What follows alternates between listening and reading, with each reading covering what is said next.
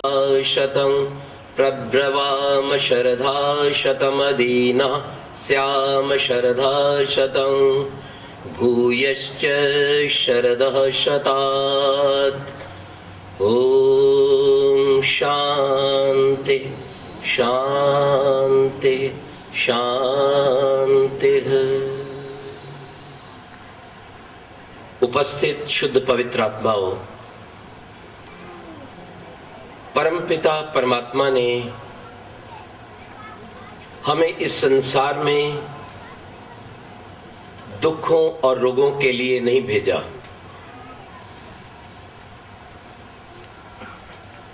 संसार के ऐश्वर्य और आत्मिक आनंद के लिए भेजा है।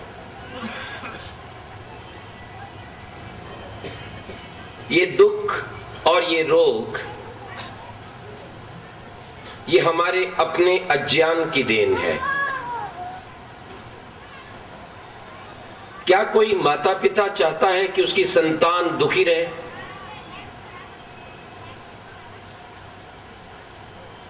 कोई माता पिता ऐसा नहीं चाहता कि उसकी कोई संतान दुखी रहे।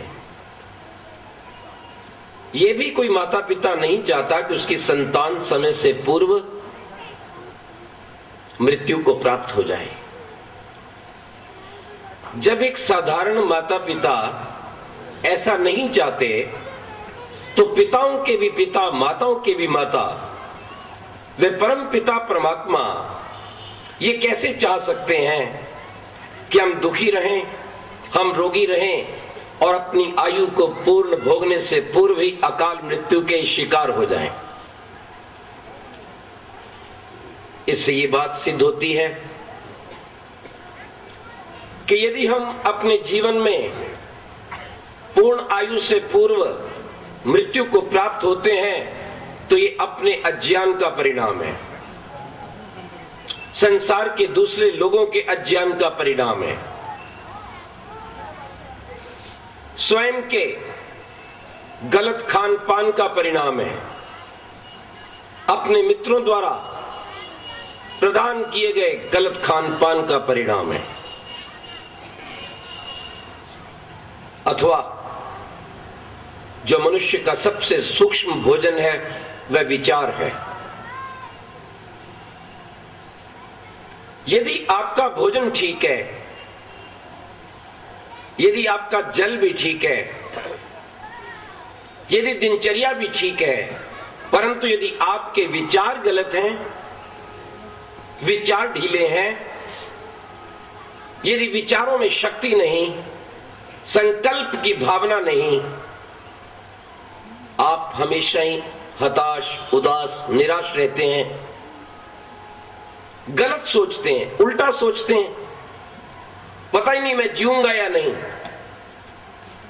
आज का दिन भी निकलेगा या नहीं, रोग जाएगा या नहीं। ये हमारे गलत विचार, ये नेगेटिव थिंकिंग हमें रोगों की ओर धकेलती है और मृत्यु का ग्रास बना देती है। ध्यान दीजिए, परम पिता परमात्मा जिसने हमें सुंदर सर्वश्रेष्ठ मानव का तन दिया है, वे वेद में हमें उपदेश करते हैं, तच्चक्षुर्देवितम पुरस्तात् शुक्रमुच्चरत् जीवेम श्रद्धा शतम। हे मानव, तू 100 वर्ष तक जी,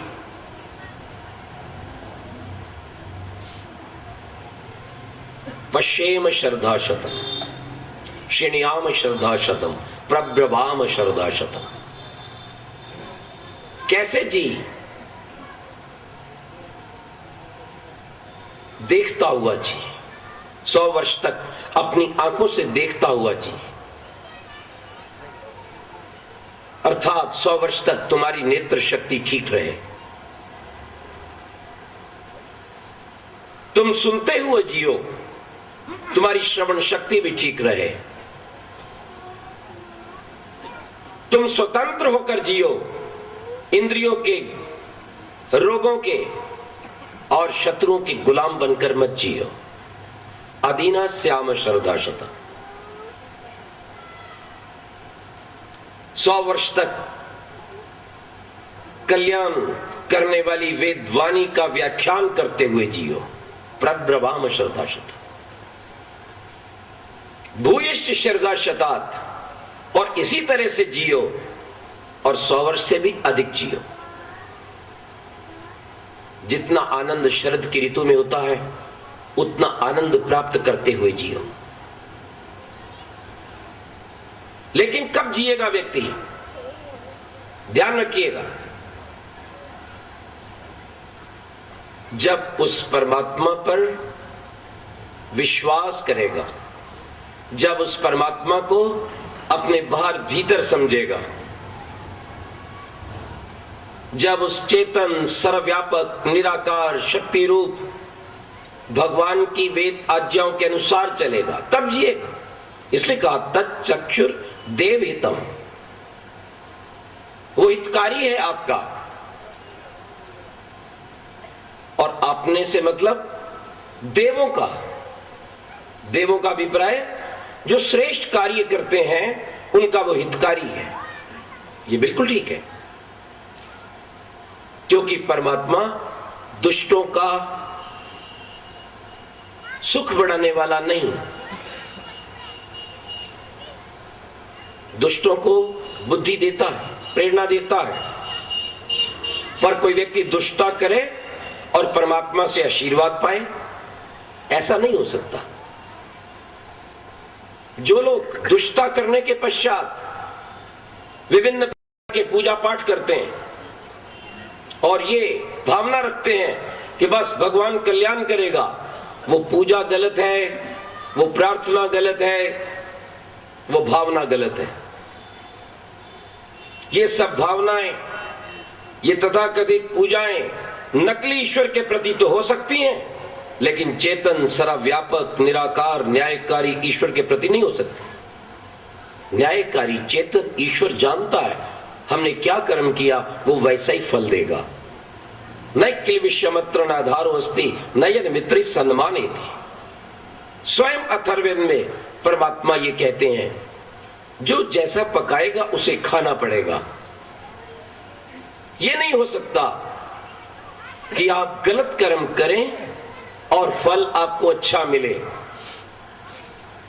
न किल विश्वमत्र, यह भी नहीं होगा कि आपने कोई कर्म बहुत पहले किया है और वो अपने आप वर्षों के व्यतीत हो जाने के पश्चात फल रहित हो जाए, ऐसा नहीं हो सकता। बहुत पहले चाहे किया है, चाहे आज किया है, चाहे 1 मास पहले किया है, फल प्रत्येक कर्म का मिलेगा। न आधारो अस्ति, कोई रिश्वत, जो भी कर्म हम कर चुके हैं उससे हमें मुक्त नहीं कर सकती। कोई चढ़ावा उस भगवान के दरबार में नहीं चढ़ता, वो रिश्वतखोर नहीं है। याद रखना, जो माता पिता रिश्वतखोर हो जाते हैं, जो गुरु रिश्वतखोर हो जाते हैं, जिस देश के राजा मंत्री प्रधान राष्ट्रपति रिश्वतखोर हो जाते हैं, उस देश की दुर्गति वैसे ही होती है जैसे सोने की चिड़िया कहलाने वाले भारत की आज हुई है। जितनी जितनी ये रिश्वत वोट की खाते गए, उतना उतना ये भारत आतंकवाद का गढ़ और नरक बनता चला गया। जितना जितना आप अपनी संतानों के साथ न्याय रहित व्यवहार करेंगे, उतनी संतानें नित्य बिगड़ती चली जाएंगी। अगर गुरु ऐसा व्यवहार करेगा तो उसके सब शिष्य ठीक आज की तरह ही चरित्रहीन, अनुशासनहीन, मात्र 4 अक्षरों को जानने वाले हो जाएंगे, क्योंकि व्यक्ति पैसे का दास बन गया है। इसलिए भगवान बिल्कुल स्पष्ट कहते हैं, मैं अपनी संतानों को बिगाड़ना नहीं चाहता, इसलिए मुझे कोई रिश्वत नहीं चाहिए। तीसरी बात कि रिश्वत नहीं लेता, सिफारिश तो मान लेता होगा। न यन मित्र सम्मानिति, परमात्मा कहता है मेरी न्याय व्यवस्था में किसी योगी की, तपस्वी की, यति की सिफारिश भी नहीं चलती। जो कुछ आपने पकाया है वो आपको खाना ही होगा। ध्यान दीजिए इस बात को। प्रत्येक व्यक्ति को संसार में परमात्मा ने 100 वर्ष तक जीने की ये भावना दी है। 100 वर्ष तक जियो। ये कभी मत सोचो हमारी आयु कम है। अगर कोई मृत्यु का शिकार हो गया तो उसका कुछ और कारण है। परमात्मा ने उसकी आयु कम नहीं की है। ध्यान रखना इस बात। कुछ और कारण हो सकता है।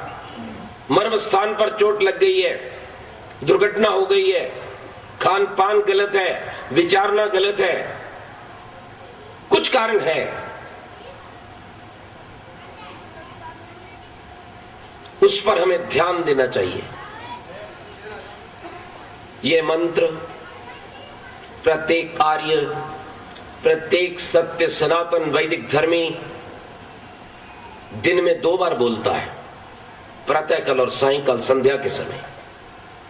भूयस्य श्रद्धा शतात।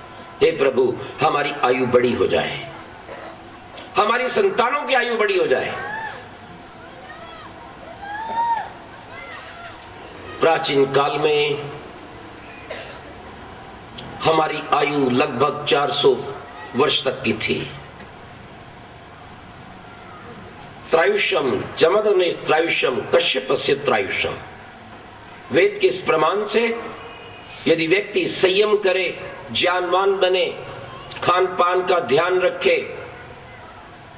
वेद के अनुसार आयुर्वेदिक मर्यादाओं को जीवन में धारण करे तो 400 वर्ष तक जी सकता है। साधारण आयु प्रत्येक व्यक्ति की कम से कम आयु एस्टिमेटेड एज 100 वर्ष है। ध्यान दीजिएगा, यानी 100 वर्ष एक साधारण गृहस्थ भी जी सकता है। ये गृहस्थ की बात कर रहा हूं जो नियम का पालन करता है। और बहुत से गृहस्थ हैं हमें मिलते हैं 90 वर्ष के, 95 वर्ष के। एक सज्जन 90 वर्ष के हमारे पास आश्रम में आए ऊपर चढ़कर, और वहां से भी आगे हमने उन्हें एक स्थान पर और लेके जाना था। एक गुफा थी, वो वहां तक भी पैदल गए, पहाड़ पर चढ़ाई को चढ़कर गए। कोई थकावट नहीं, कोई श्वास नहीं, कोई दर्द नहीं। ये आपके अपने संयम के ऊपर निर्भर करता है। इसलिए रामायण काल में आयु 400-500 वर्ष थी। माता पिता के समक्ष संतानों की मृत्यु नहीं होती थी। महाभारत में भी आयु लगभग 400 वर्ष की थी। युद्ध के मैदान में कृष्ण अर्जुन आदि की आयु 75-80 वर्ष की थी। ध्यान रखिएगा। भीष्म पितामह की और भी अधिक आयु थी। द्रोणाचार्य की आयु लगभग 250 वर्ष, ऋषि व्यास की लगभग 300 वर्ष। 4-4 पीढ़ी युद्ध भूमि में लड़ रही थी। जब तक हम प्रभु प्रदत्त वेद ज्ञान के अनुसार अपने जीवन को चलाते रहे, खान पान की विचारने की मर्यादाओं को संभाल कर आचरण करते रहे, तब तक हमारी आयु लंबी रही। कैंसर जैसे रोग हमारे देश में नहीं थे, डिप्रेशन नहीं था। ध्यान रखिए, हार्ट फेल के रोग यहां प्राय नहीं होते थे। कारण हम अपने नियमों पर चलते थे। एक सरल उदाहरण लीजिए, आज भी पशु पक्षी अपनी पूर्ण आयु भोग कर मरते हैं। एक कुत्ता पूर्ण आयु भोगता है, गधा पूर्ण आयु भोगता है, बकरी, सांप, कछुआ सब पूर्ण आयु भोगते हैं। क्यों? इसलिए कि वो प्रभु ने जो उनको नियम दिया है उसी के अनुसार खाते हैं, पीते हैं, प्रातः काल उठते हैं, समय पर सोते हैं और संयम पूर्वक नियम से ऋतुगामी होकर संतान पैदा करते हैं। मानव कहलाने में तो सर्वश्रेष्ठ प्राणी है, लेकिन इससे अधिक निकृष्ट और कोई नहीं है। क्यों? ये जिस भगवान के द्वारा सुख चाहता है, शांति चाहता है, गिड़गिड़ाता है, प्रार्थना करता है, आनंद चाहता है, उसकी आज्ञाओं का पालन करना नहीं चाहता। उसके द्वारा दिए गए इस पावन मंदिर को, इस मोक्ष रूप तक पहुंचाने वाले रथ को, इस सुंदर अयोध्यापुरी को ये नियम से चलाना नहीं चाहता।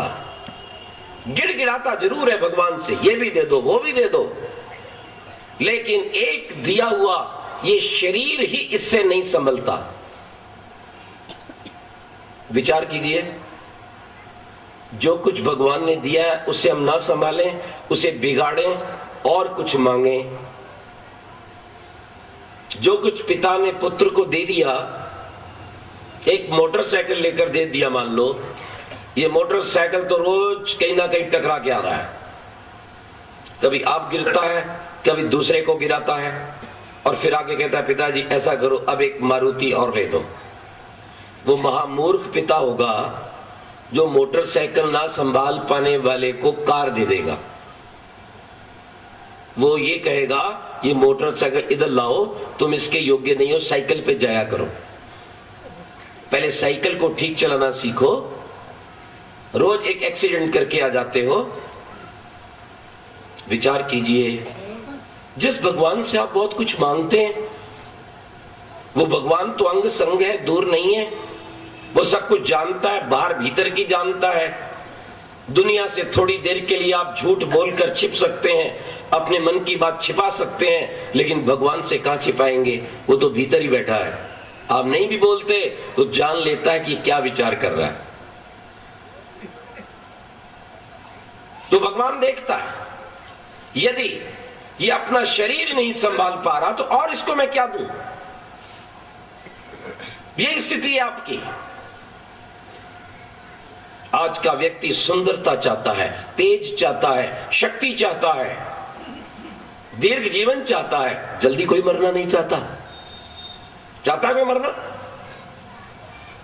मरना बुरी बात नहीं है वैसे। यदि किसी शुभ कार्य के लिए मरने का अवसर मिले तो तैयार रहना चाहिए। क्यों?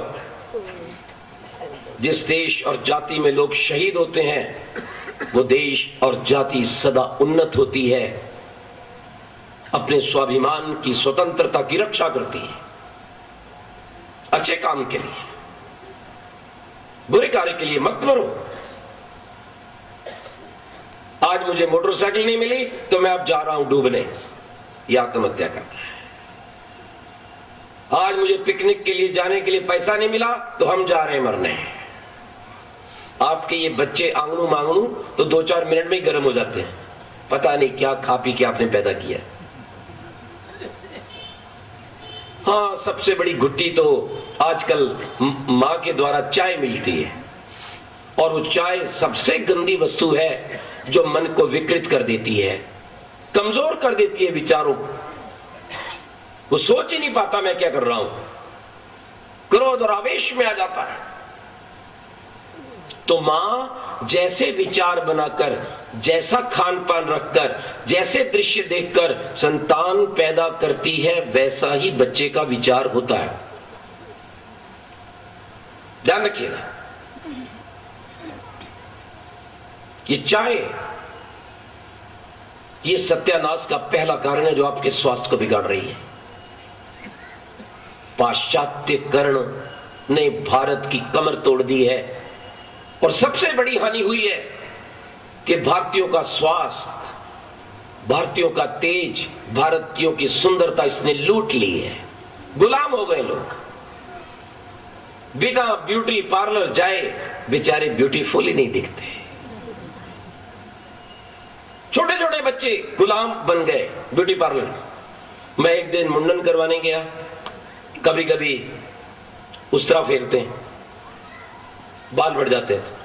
मैं नाई के पास बैठा था, एक स्कूल का बच्चा बैठा हुआ है और नाई पता नहीं क्या कर रहा है, उसके सफेद सा लगा रखा, फिर धागा सा चला रहा है। हमने कहा क्या कर रहे हो? कहते हैं जी आज टीचर्स डे है। मैं कहा बड़ी विचित्र बात है, दिन तो अध्यापक का है और रगड़ाई ये करवा रहा है। कितने गुलाम है, कितना पैसा बर्बाद, कितनी चिंता। एक एक माता बहन के कमरे में जाओ, उसके ड्रेसिंग टेबल पे देखो जाकर 20-25 चीजें, स्नानागार में जाके देखना 36 तरह की चीजें। कितना टाइम बर्बाद करती हैं आप। हो गई सुंदर, सब गोरी हो गई है, सब बहुत सुंदर है। एक थोड़ी सी पानी की बूंदें पड़े, सारी सुंदरता बहकर नाली में चली जाती है। याद रखो, विज्ञापन आता है, उस विज्ञापन के आप गुलाम हैं, आप समझ नहीं पाते, बुद्धिमान नहीं बनते। ये साबुन लगाओ, ये क्रीम लगाओ, गोरे हो जाओगे। क्या गोरा बहुत अच्छा होता है क्या? काले बुरे हैं क्या? क्यों जी? और कोई आज तक गोरा हुआ? किसी भैंस को क्रीम लगा के देखना ही नहीं। अगर कोई भैंस सफेद हो जाए तो हम मान लें। हाँ, आयुर्वेदिक प्रयोग करेंगे तो शायद आपका रंग निखर जाए, तेजस्वी और सुंदर आप बन जाएं। इन क्रीमों से कुछ होने वाला नहीं। यज्ञ कीजिए सुंदरता के लिए, आंवले का अधिक प्रयोग कीजिए सुंदरता के लिए, प्राणायाम कीजिए, गाय का दूध पीजिए, देखिए सुंदरता हिलोरे मारेगी।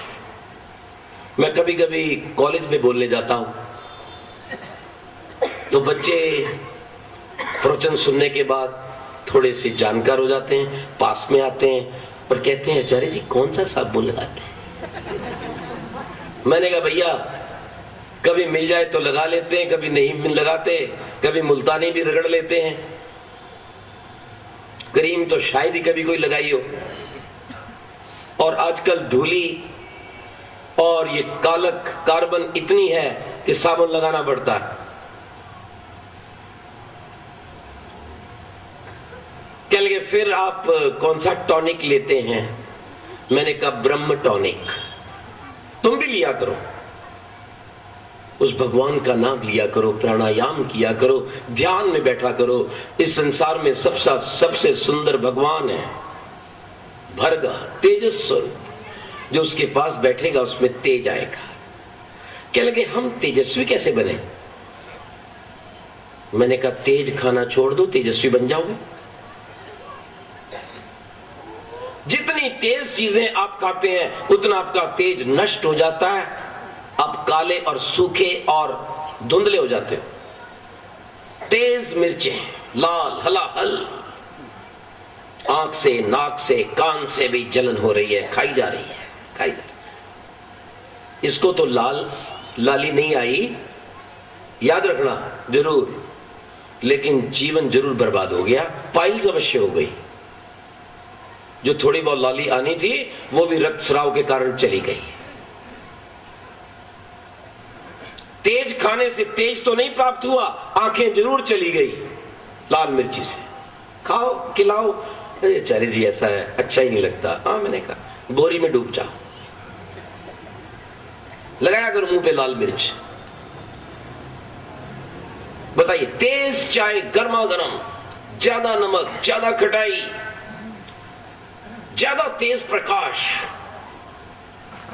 ये सब जीवन के तेज को नष्ट करते हैं। ध्यान दीजिए, जितनी तेज अधिक आप ये वस्तुएं खाएंगे आपका तेज नष्ट हो जाएगा। और जितना शांत भोजन करेंगे, काली मिर्च, अदरक, धनिया, थोड़ा कम गरम, गाय का दूध, स्वदेशी काढ़ा, गुरुकुल की चाय, देखिए आप खाकर। खटाई तो आंवले की खटाई 40 दिन प्रयोग करके देखिए। अगर आप तेजस्वी और सुंदर ना बने तो 40 दिन प्रयोग कीजिए और अपनी संतानों को करवाइए।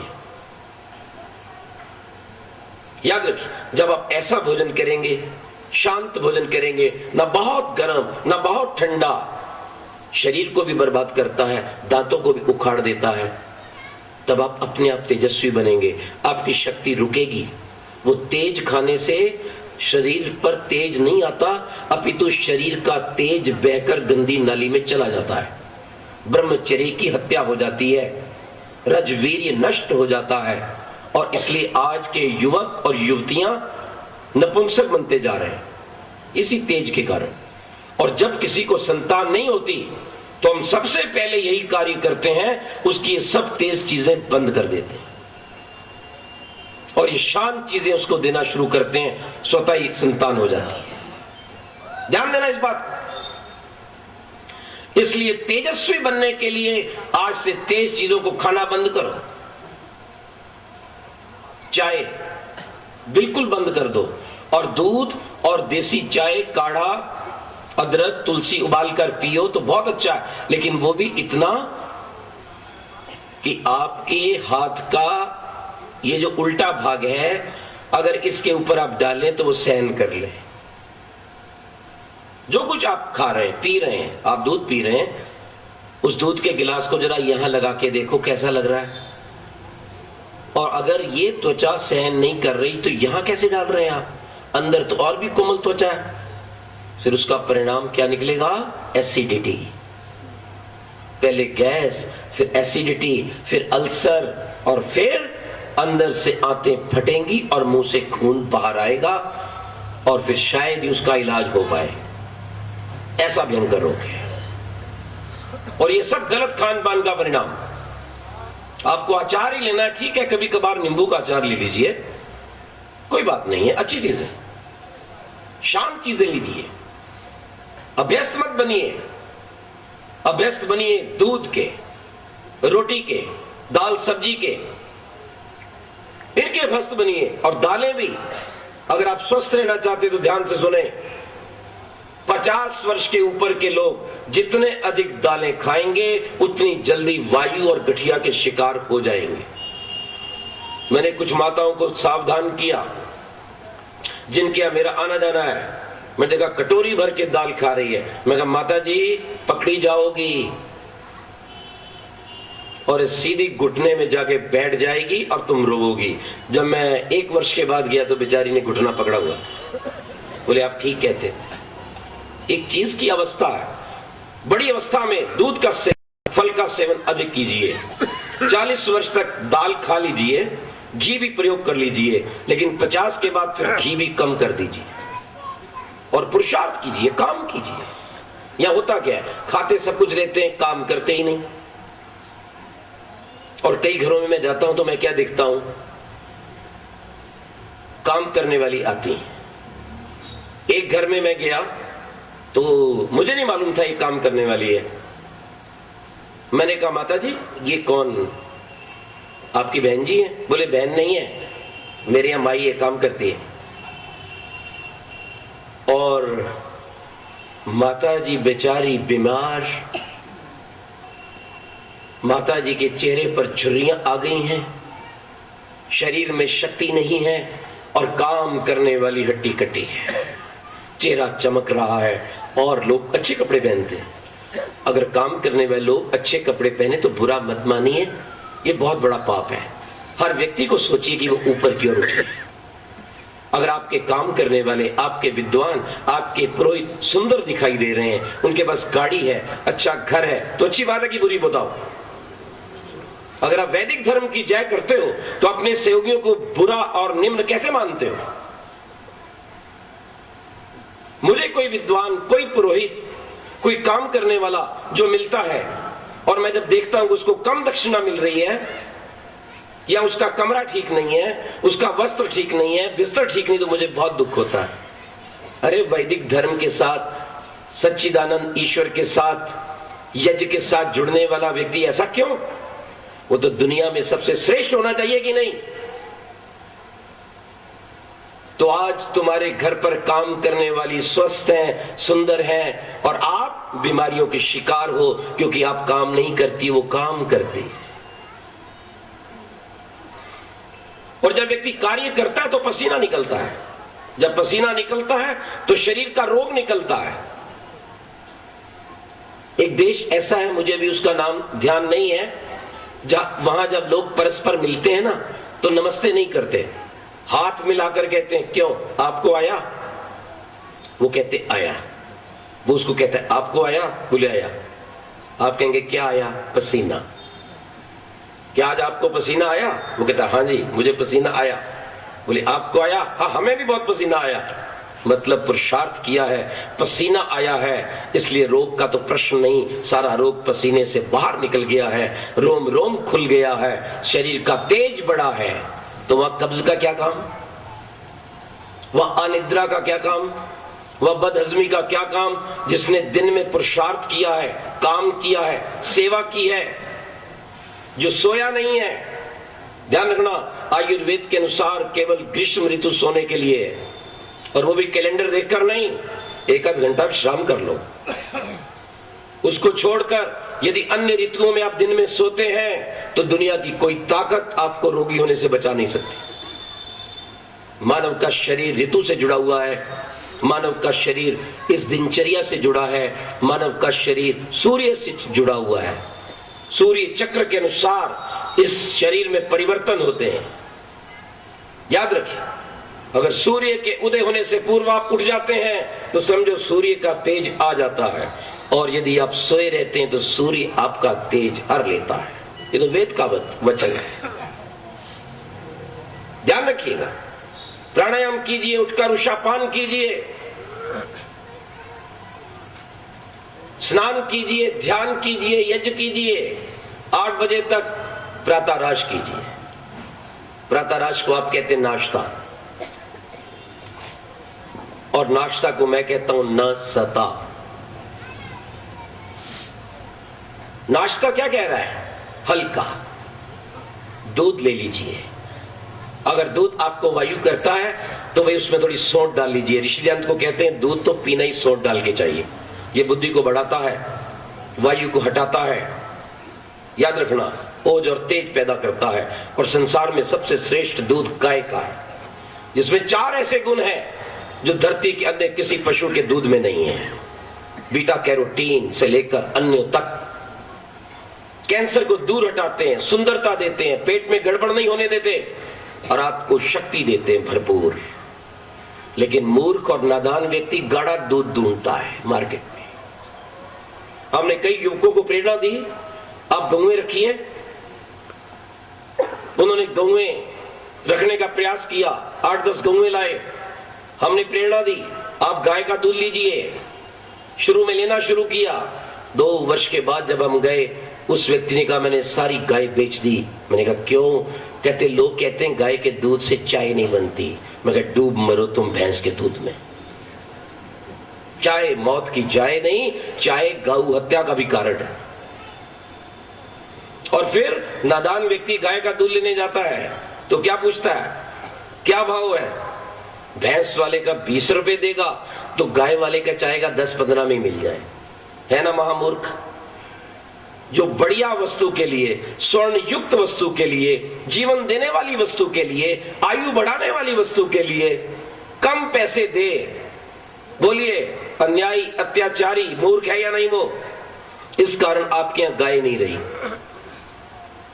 आप ये बोलिए, अब गाय रखते हैं, स्वदेशी गाय रखते हैं, अपनी भारतीय गाय रखते हैं, आप खुला तो नहीं छोड़ते धक्के खाने के लिए, कचरा खाने के लिए। अगर भैंस का दूध आपको 20 रुपए मिल रहा है तो आप कहो हम 25 देंगे भाई साहब, 21-22 देंगे, और गाय लाइए, गाय का दूध हमें दीजिए। दूध ही नहीं है, अमृत है। ध्यान रखना, सेवन कीजिए इसका। हमारे साथ एक दार्जिलिंग के युवक थे, रहते हैं। जब तक सातराम ने यह प्रयास किया इसकी बुद्धि का विकास हो, गाय का दूध देते रहे। किसी स्थान पर रुक गया आश्रम में, और आश्रम में गाय थी। मैंने कहा गाय का दूध पीना। मैं जब वहां पर 2-4 मास के पश्चात पहुंचा तो मैंने उसको कहा, चित्र कुमार उसका नाम था। मैं कहा क्यों चित्र कुमार जी, कुछ परिवर्तन नहीं आ रहा तुम्हारे में, वहीं के वहीं खड़े हो, दूध नहीं पीते हो? बोले पीता हूं जी, भैंस का पीता हूं। मैंने कहा भैंस का? अरे आश्रम में रहकर अंदर गाय बंधी है। कहता नहीं जी, पतला होता है ना, मैं भैंस का गाढ़ा पीता हूं। मैं कहा महामूर्ख, बुद्धि मोटी हो जाएगी, सींग में सींग फंसा लेगा। ये भैंस का दूध केवल हिंदुस्तान पाकिस्तान के आसपास के मूर्ख लोग पीते हैं, नहीं तो दुनिया में केवल गाय का दूध पिया जाता है। मनु महाराज कहते हैं दूध पीने योग्य गाय का है, भैंस का दूध तो केवल आपत धर्म में है, कोई ना मिले तो पी लो। ध्यान रखिए इस बात को। इसलिए गाय का दूध पीजिए, प्रातःकाल 8 बजे हल्का सा नाश्ता ले लीजिए। जिन बच्चे छोटे हैं, युवा हैं, वो दलिया ले सकते हैं, फल ले सकते हैं, आप कोई भी मीठा खजूर ले सकते हैं।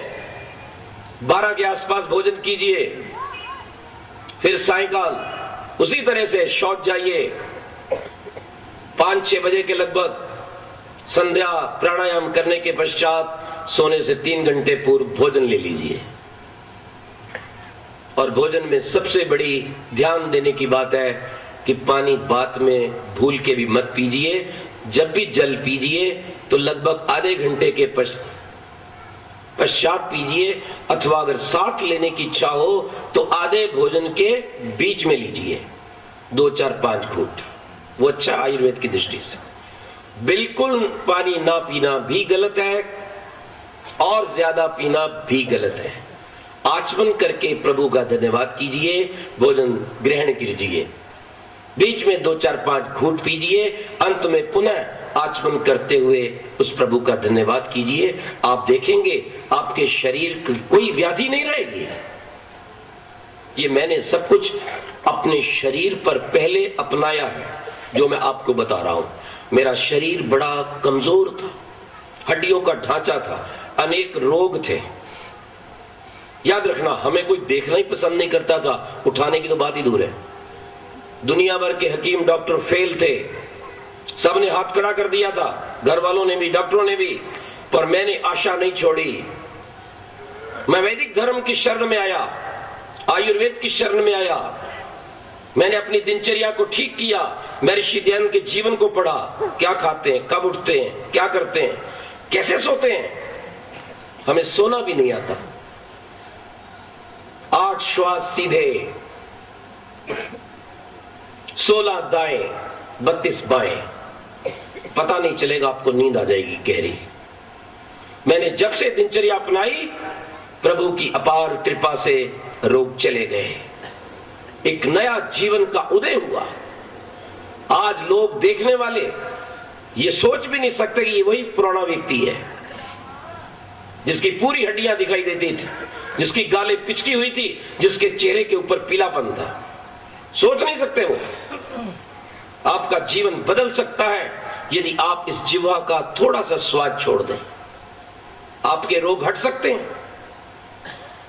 समय पर खाइए, ठीक खाइए, और रात को वायु करने वाली चीजों से बचिए, जैसे खीरे आदि, चावल आदि, दही आदि। दही तो वैसे नहीं खाना चाहिए, यानी आपके रोगों का कारण रात को दही खाना है। ये सब पाश्चात्यकरण जब हुआ, गलत खाना पीना, बार बार खाना पीना, बार बार चाय पीना, देर से सोना, खाते ही सो गया, उसको उचित अवकाश नहीं मिला पचने का, वो सारा जाकर पेट में, छाती पर बैठ गया। और मैं दावे से कह सकता हूं, देर से खाकर सोने वाला व्यक्ति जीवन में कभी स्वस्थ नहीं रह सकता और कभी हृदय रोग, मस्तिष्क रोग और पेट रोग से बच नहीं सकता। दावा है मेरा। कोई दिखाओ मुझे व्यक्ति। और ठीक खाने वाला रोगी हो नहीं सकता। कितना धन आपका जाता है बीमारियों में, डॉक्टरों के पास कितना धन आपका जाता है। इसलिए थोड़ा सा अवकाश निकालिए। प्रातःकाल या तो व्यायाम कीजिए, प्रातःकाल समय नहीं तो सायंकाल कीजिए। एक समय निश्चित कर लीजिए और एक व्रत ले लीजिए, हम बिना व्यायाम किए भोजन नहीं करेंगे। प्राणायाम कीजिए, वो नहीं आता तो केवल गहरे श्वास लेकर ओम का उच्चारण कीजिए। याद रखिए, हमारे आर्यों की इतनी लंबी आयु, इतने सुंदर शरीर, इतने ऊंचे कद इसी सात्विक भोजन से थे। ये गाय के दूध से थे, जौ के दलिये से थे। जौ व्यक्ति के कद को बढ़ाता है, मस्तिष्क को बढ़ाता है। जौ ऐसा अन्न है याद रखिए, चना शुगर को ठीक करता है, इसलिए अपनी गेहूं में जौ और चना अवश्य मिलाइए। देखिए, आपका ये भोजन ही परम औषध बन जाएगा। केवल खाने पीने का उचित समय आपको रोगों से बचा सकता है। और एक बात और ध्यान रखिए, जब आप एक बार खा लें तो 4 घंटे बाद फिर कुछ खाएं, बीच में ना खाएं। बहुत छोटे बच्चे हैं, 3 घंटे की बात हो सकती है। हमने अब तक ये नियम रखा हुआ है, जब एक बार खा लेते हैं, भोजन किया, फल खाया, तो बीच में कोई आया, मैंने कहा नहीं भैया हम नहीं खा सकते। ठीक, ये अगर आप नियम बना लेंगे कि जो कुछ आपने पेट में डाला उसे पचने दो, फिर और डालो। पहला तो बेचारा पचा नहीं और आपने डाल दिया, वो रोग पैदा करता है। 3 चीजों के ऊपर शरीर खड़ा है, ध्यान रखिए। सबसे सूक्ष्म भोजन है मानव के शरीर का सुंदर, सात्विक, प्रेममय, कल्याणमय विचार, सबसे पहला भोजन। दूसरा भोजन शुद्ध वायु, जल, और तीसरा है अन्न।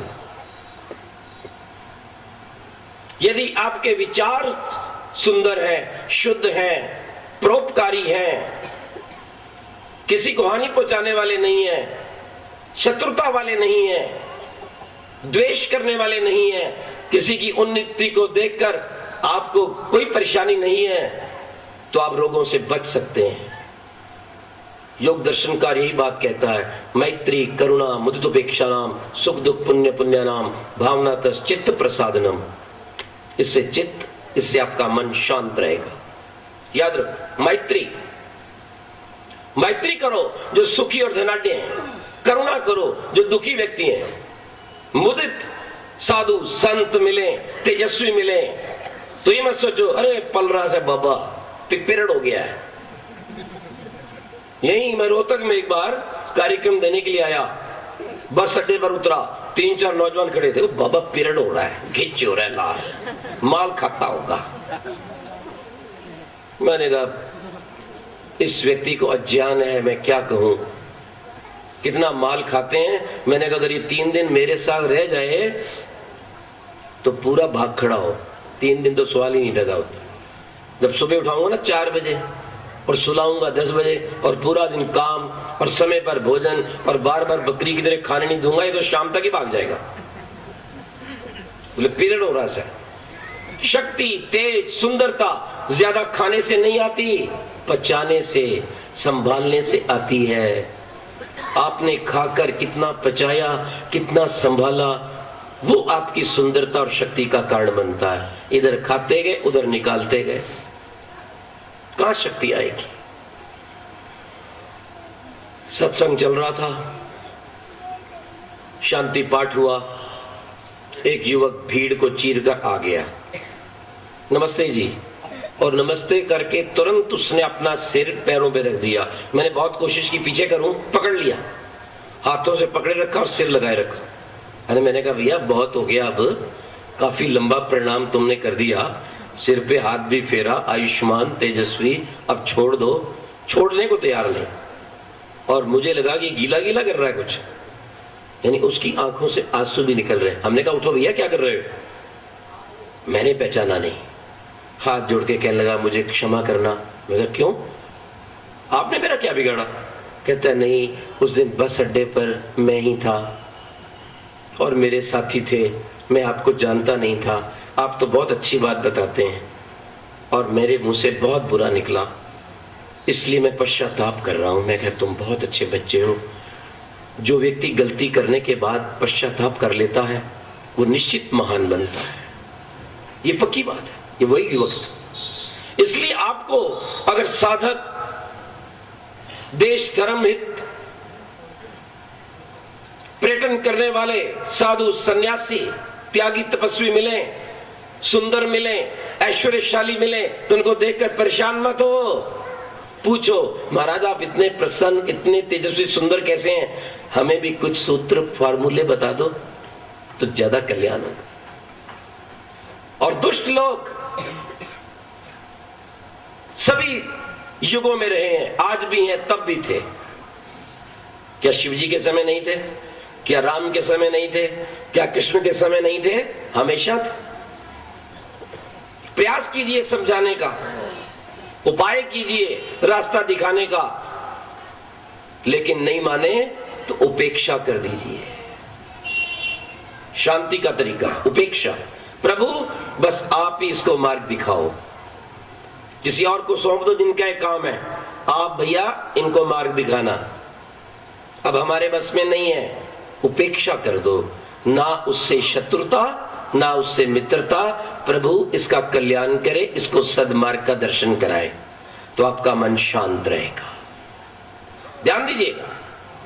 इसलिए विचारों को यदि आप अच्छा बनाएंगे, गणात्मक सोच रखेंगे, पॉजिटिव थिंकर बनेंगे, तो आपका जीवन महान बनेगा, तेजस्वी सुंदर बनेगा, रोग चले जाएंगे। अगर आप विपरीत विचार रखेंगे तो जो रोग नहीं आना वो भी आ जाएगा। होता क्या है, बालक का जन्म होता है और मूर्ख लोग एक पत्री बना देते हैं, इसकी इतनी आयु होगी, ये दुर्घटना आएगी, फिर रोग आएगा, शायद बच भी ना पाए, बस ये रोग लग गया। वो माता पिता सोचते रहते हैं, वो स्वयं रोगी हो जाते हैं। अगर कोई बालक समझदार पड़े तो वो भी रोगी हो जाता है। विचार गलत हो गए। तन्मे मनो शिव संकल्पमस्तु। सत्य सनातन वैदिक धर्मी ऋषियों की संतानें प्रतिदिन रात्रि को सोने से पहले ये मंत्र बोलती हैं, हे प्रभु मेरे विचार सुंदर हों, शुभ संकल्प वाले हों, अपने और राष्ट्र और धर्म का निर्माण करने वाले हों। कभी मत सोचिए मैं उठ नहीं सकता, मैं बलवान नहीं बन सकता, मैं महान नहीं बन सकता, मेरा ये कार्य सिद्ध नहीं हो सकता। हमेशा सोचिए मैं कर सकता हूं। वेद के शब्दों में अहम इंद्रो न पराजिज्ञ, मैं प्रभु पुत्र हूं, मैं इंद्र की संतान इंद्र हूं, ऐश्वर्यशाली हूं और मेरे कार्य सिद्ध होंगे। जब आप ऐसा सोचेंगे तो निश्चित रूप से आपको सफलता मिलेगी हर क्षेत्र में। जो व्यक्ति नहीं भी आपकी बात मानता, आपकी मानसिक शक्ति के कारण वो आपकी बात मानेगा। अनेक बिगड़े हुए कार्य सिद्ध हो जाएंगे। हमने अपने जीवन में ऐसे बहुत से परीक्षण किए हैं। और आप सोचेंगे मैं मर रहा हूं, मैं रोगी हो रहा हूं, मुझे जीना ही नहीं है, मेरा काम होगा ही नहीं, तो नहीं भी मौत आई तो आ जाएगी 2-4 दिन में। एक उदाहरण देता हूं आपको। एक व्यक्ति जा रहा था अपने मित्र के साथ गांव की ओर। एक लंबा सांप निकला, काला सांप, कौड़ियों वाला। इसने कहा सांप, डरा और पीछे हटा और वहीं रुक गया। कहने लगा चलो चलो, निकल गया, अब क्यों खड़े हो? कहने भाई बहुत खतरनाक सांप था। कितना बड़ा था, कितना लंबा था, काट ले तो व्यक्ति बचे नहीं। कहने लगा तेरे को तो नहीं काटा ना, वो तो निकल गया ना, तुम्हें तो कुछ नहीं हुआ, चलो सही। बोले नहीं बहुत ही खतरनाक था, अगर काट लेता तो मैं बिल्कुल ही मर जाता। अरे अच्छा व्यक्ति है तू, तुझे काटा नहीं, तुझे छुआ नहीं, तुझे कुछ हुआ ही नहीं, चलना आगे। अरे भाई साहब आप ऐसे मजाक कर रहे हो, इतना खतरनाक सांप था। उसने कहा तू महामूर्ख है। उसने कहा तुम्हें पता है आज से 6 मास पहले हम तुम्हारे गांव गए थे। कहते हाँ। वो तुम्हारा पुराना घर है? बोले हाँ। तुमने बाहर का किवाड़ खोला हवेली का? बोले हाँ। और अंदर तुम चढ़े, जब घुसे तो अंदर तुमने अंदर के कमरों की चाबी निकालने का प्रयास किया था एक आले में से? बोले हाँ। फिर तुमने निकाली नहीं थी? बोले हाँ, मुझे कुछ किसी ने काट लिया था, तो फिर मैंने तुम्हें निकाल के दी थी। एक स्टूल खींचा, पकड़ा और मैंने चाबी उठाई। जानते हो मैंने तुम्हें बताया नहीं था, वो सांप ही था, वो निकल गया था। मैंने कहा डर ना जाए। कहता अच्छा, देख देख तेरी उंगली पे निशान। कहता मुझे सांप ने काटा था? बोले हाँ, वो सांप ही था। मूर्ख है तू। अरे तुझे सांप ने काट लिया और तू मरा नहीं, और देखकर तू घबरा रहा है। कहता मुझे सांप ने काट लिया? सचमुच मुझे सांप ने काटा था? कहते कहते वो व्यक्ति आधे घंटे में मर गया। जब आप अपने मानसिक विचारों को कमजोर करते हैं, जब बच्चों को डराते हैं, तब ये परिणाम निकलता है, हमारी संतान, हमारा देश कमजोर होता है। इसलिए अच्छे विचारों को रखिए, उत्थान करने वाले विचारों को रखिए, आप महान बनेंगे। एक व्यक्ति अंधेरे में गया, खटका हुआ और ढह गया, कुछ नहीं था कमरे में, ना गोली चली ना खंजर, खरोच तक नहीं आई, मर गया। क्यों मर गया? डॉक्टरों ने परीक्षण करके बताया कि डर के मारे मर गया। परिवार वालों ने कहा ये भूतों में बड़ा विश्वास करता था, तो उसने सोचा कि भूत ने पकड़ लिया। कुछ भी नहीं था, एक चूहा था, उसने छलांग मारी और उसके पैर पर आ गया। इसने सोचा कि भूत ने मेरा पैर पकड़ लिया जो चारपाई के नीचे बैठा है। और विचार कीजिए, यदि डर के कारण व्यक्ति मर जाता है तो मानसिक उदित श्रेष्ठ भावनाओं के कारण मृत्यु के मुंह से निकल भी जाता है। फांसी की सजा हुई नहीं, केवल सुनाई गई थी। 7-8 दिन के अंदर बाल सफेद हो गए, व्यक्ति चक्कर काटने लग गया, शरीर कमजोर हो गया, केवल डर के मारे। और यदि आप ये भावना बनाएं, मैं ईश्वर की संतान हूं, मैं ऋषियों का पुत्र हूं, मैं महर्षि दयानंद का सिपाही हूं, मैं बलवान बनूंगा, कौन मुझे मार सकता है, मैं 100 वर्ष तक निश्चित जीऊंगा, अरे जी के दिखाऊंगा, विद्वान बन के दिखाऊंगा, इस भारत की बेड़ियों को काट के दिखाऊंगा, गौ की रक्षा करूंगा, अपनी संतान को महान बनाऊंगा, तो आपको ऐसे विचारों से शक्ति मिलेगी। शुद्ध वायु लीजिए प्राणायाम के द्वारा प्रातःकाल, शुद्ध जल पीजिए छान कर। आज अनेक रोगों का कारण गंदा पानी है। शुद्ध अन्न खाइए, सड़ा हुआ जंक फूड मत खाइए बाजारों का, ये पिज्जा और ये पता नहीं क्या क्या सड़ी रहती हैं चीजें, जंक फूड उसका नाम है। बताओ, जिसका नाम ही जंक फूड है वो आपको कैसे सुंदरता, कैसे तेज और कैसा स्वास्थ्य प्रदान कर सकता है। और ये कैंपा, ये लिम्का, ये डिब्बे बंद ज्यादातर सड़ी हुई चीजें, कितने उसमें केमिकल मिले होते हैं, और ये केमिकल ही आज कैंसर का कारण बन रहे हैं। छोड़ दीजिए इनको, उसके स्थान पर शुद्ध नींबू पानी लीजिए, फल का रस लीजिए, छाछ पीजिए, दूध का कप लीजिए, नहीं तो उसमें उबाल लीजिए, तुलसी जो भी आए दीजिए। क्या करें जी, फैशन नहीं है। तो मैंने कहा फैशन मरने का बनाना चाहते हो या जीने का? मैं बंबई में एक बहुत धनाढ्य परिवार के यहां गया, फैशन बन सकता है। उसने अपनी बैठक में कोई कुर्सी कोई सोफा नहीं रखा हुआ था, सुंदर कालीन बिछा हुआ और तकिए रखे हुए थे। कहता आइए बैठिए, हम बैठ गए। थोड़ी देर बाद क्या आया हमारे लिए, वो पपीता लेकर आया, फिर उसके बाद जीरा आदि डालकर छाछ लेके आया, कि वो आर्य का मिल्क होता है, आर्य मिल्क, आर्य मिल्क। वह गौशाला भी उनके कंपनी है, मतलब आर्य कंपनी है वहां। मैंने कहा देखो, लोग कहते हैं चलता नहीं, चल रहा है कि नहीं, बोलिए। अपने विचारों को मिलाइए, ना गंदगी परोसिए, ना गंदगी खाइए। जो कुछ बच्चों को बनाना है तो अपने घर पर बना के खिलाइए। अगर आपका खान पान ठीक होगा, विचार ठीक होगा, आपकी वायु शुद्ध होगी, तो आप संसार में निश्चित रूप से दीर्घजीवी हो सकेंगे। मेरी ईश्वर से प्रार्थना है आप सब सुंदर बने, तेजस्वी बने, दीर्घ आयु युक्त बने और अपनी दिनचर्या को ठीक करें। प्रातः का टंकी ना भरें, नाश्ता ही करें। 12 बजे का भोजन अच्छा करें, फिर सायंकाल का थोड़ा कम करें। और बच्चों को, जो 16 वर्ष के लगभग के बच्चे हैं, उनको रात्रि को दूध ना दें, उनको दिन में दूध दें 4-5 बजे के लगभग। वो अच्छा रहेगा, उनके मन को भी अच्छा रखेगा। और दिन में अच्छे चित्रों को देखिए, अच्छे विचारों को रखिए, बलवान पुरुषों को रखिए, उनकी जीवनियां पढ़िए, अच्छे भजन सुनिए, सोते समय अपने बच्चों को अच्छी अच्छी कथा सुनाइए। देखो कैसे जीवन नहीं बनता। निश्चित भारत बनेगा, भारत का हर बालक बनेगा, युवा बनेगा, गृहस्थ बनेगा, और फिर से भारत सोने की चिड़िया और विश्व का गुरु बनेगा। लेकिन आपने बनाना है। तो आज आप संकल्प करके जाएंगे कि मेरे यहां से बुरी चली जाएंगी, अच्छी चीजें आएंगी। और जब आपका भोजन सात्विक होगा ना, जैसे आप फल खाएंगे, दूध पिएंगे, समय पर खाएंगे, फिर देखना आपका मन कितना शांत होता है और आपको प्रभु में आनंद आएगा। यहां तक तो कचरा भरा रहता है, तो अब ध्यान कहां लगे आपका। समय पर उचित खाइए, प्रभु का ध्यान कीजिए, और प्रभु का ध्यान भी स्वास्थ्य को बनाता है। उठाइए योग दर्शन, उसके ऊपर व्यास भाष्य है, वहां क्या लिखा है? व्याधि सत्यान संशय। ओम का जप केवल आत्मा को आनंदित नहीं करता, अपितु शरीर को स्वस्थ रखता है, मन की उलझनों को मिटाता है, संशय को मिटाता है।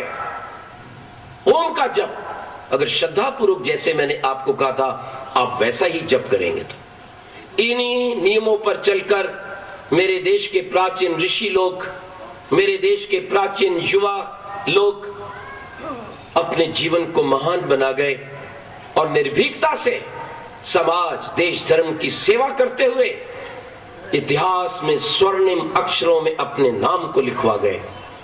हम अगर इस देश में पैदा हुए हैं तो हम भी अपने जीवन को बलवान बनाकर, पवित्र बनाकर, निरोगी बनाकर समाज सेवा के द्वारा ईश्वर के आशीर्वाद को भी प्राप्त करें और समाज की वाहवाह को भी प्राप्त करें।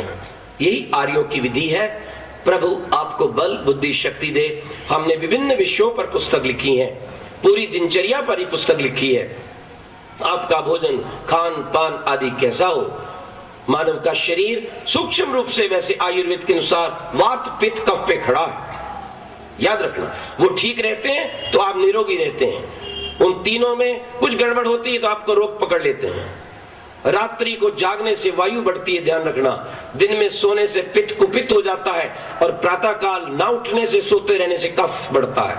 कफ, मोटापा, बलगम, ये दिन में सोने से पित्त, त्वचा रोग और खराब खून और रक्त की बीमारियां। रात्रि को समय पर ना सोने से 10 बजे के आसपास वायु के रोग, मानसिक रोग, गठिया, ये सब बीमारियां, पेट में गैस। यदि आप समय पर अपनी दिनचर्या का पालन करेंगे, सूर्य के अनुसार चलेंगे, आपको रोग नहीं आएगा। जैसे जैसे सूर्य ढलता है वैसे वैसे पाचन तंत्र भी बंद होता है और उसकी शक्ति भी कम होती है। इसलिए जितना जल्दी सायंकाल भोजन करेंगे उतना आप स्वस्थ रहेंगे। ये वैदिक विधि, ये ऋषियों की विधि, ये प्रभु प्रदत्त उन वेद मंत्रों द्वारा बताई गई विधि है। कोई भी व्यक्ति चलेगा, मैं दावे से कह सकता हूं उसको कोई रोग नहीं रहेगा। मैं अभी आपको औषधियां नहीं बता रहा क्योंकि समय का अभाव है, फिर आगे कभी हम आपको बताएंगे। बिल्कुल ठीक, अगर आप भोजन ही ठीक ले ले, मैं कहता हूं अदरक, काली मिर्च का सेवन करें तो इसी से आप उन्नत हो सकते हैं। प्रातः काल जिनको बहुत वायु का विकार है, अगर 1-2 तुरी लहसुन की छीलकर पानी से और 1 चम्मच शहद से निगल जाएंगे तो निश्चित रूप से 101% कमर का दर्द ठीक हो जाएगा। अश्वगंध और थोड़ी सौंठ मिलाकर अगर और मिश्री मिलाकर अगर आपको शुगर नहीं है तो, और आप 1 चम्मच सुबह शाम दूध से लेंगे, वायु, घुटनों की दर्दें वगैरह काफी ठीक हो जाएंगी। ये पक्की बात। आंवला खाने वाले को बल की प्राप्ति होगी, रक्त की कमी दूर हो जाएगी। 40 दिन के बाद उसके चेहरे पर निश्चित लालिमा आ जाएगी। अर्जुन वृक्ष की चाय पीजिए, हृदय के रोग आपको नहीं रहेंगे।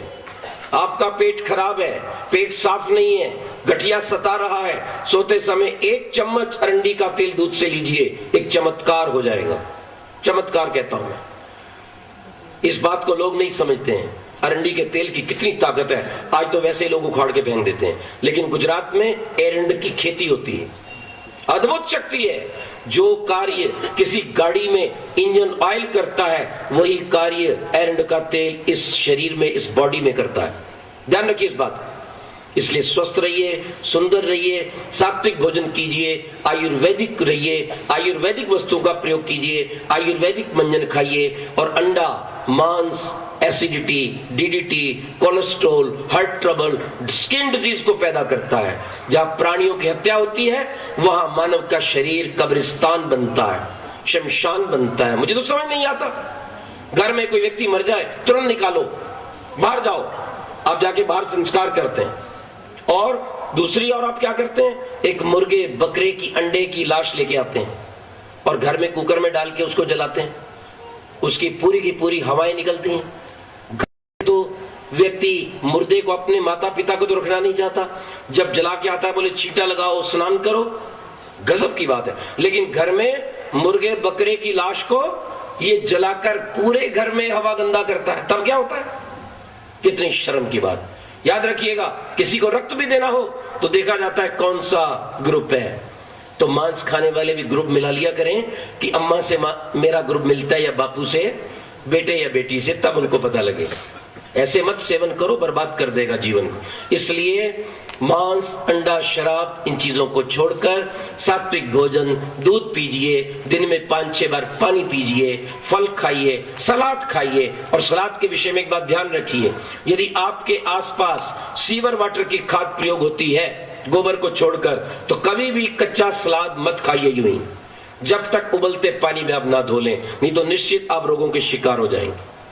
शुद्ध चीज का सेवन कीजिए, जो कुछ भी खाइए पारदर्शी खाइए। जितना शुद्ध ताजा खाएंगे उतनी दीर्घ आयु को, उतने मन की शांति को और सुंदरता को प्राप्त करेंगे। यही भूयश्च श्रद्धा शतात, 100 वर्ष से अधिक निरोग रहकर सेवा साधना करते हुए जीवन व्यतीत करने का ढंग है। प्रभु आपको बल बुद्धि शक्ति दे, इस मार्ग पर चलकर आप अपने जीवन को महान बना सकें। ओम शांति शांति शांति।